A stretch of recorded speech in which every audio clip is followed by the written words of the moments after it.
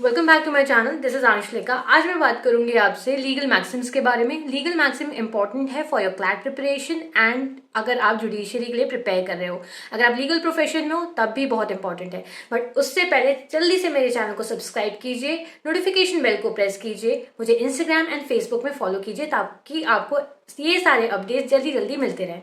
So coming back to our main topic, हमारा main topic है कि लीगल मैक्सिम्स क्यों इंपॉर्टेंट है, क्यों आपको इसके बारे में पता होना चाहिए। आज का सबसे पहला लीगल मैक्सिम मैं आपको बताती हूँ और ये वर्ड ऑफ द डे है। एक तरीके से लीगल मैक्सिम लैटिन में होते हैं तो आपके लिए इसे समझना डिफिकल्ट है। आज का लीगल मैक्सिम है एक्टिस नॉन फेसिट्रियन निसी मेंसेट्रिया। नाउ इस लीगल मैक्सिम का मतलब क्या है, इस लैटिन मैक्सिम का मतलब क्या है? And person is not guilty of an offence until and unless there is a guilty mind.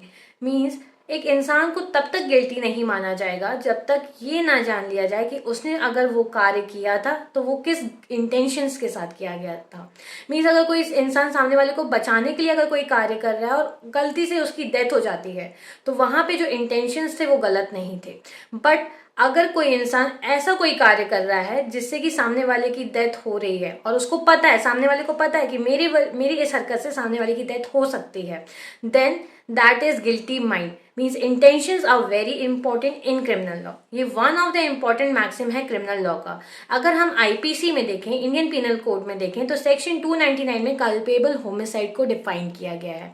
अब जो हमारा आईपीसी है वो अपग्रेड हो चुका है भारतीय न्याय संहिता, दैट इज बीएनएस। तो बीएनएस में इसे सेक्शन 100 में डिफाइन किया गया है कल्पेबल होमिसाइड को।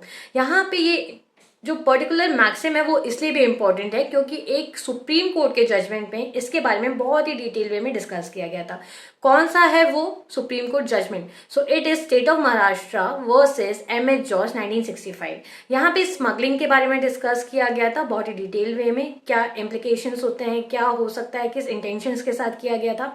और यहाँ पे एक पर्टिकुलर टर्म है mains Riya, means guilty mind.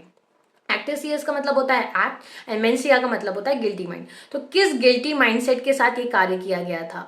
So this is one of the important judgements that will be very helpful अगर आपको अपने लीगल प्रोफेशन में से यूज करना है। But stay tuned with me with my channel that is on YouTube. Do follow me.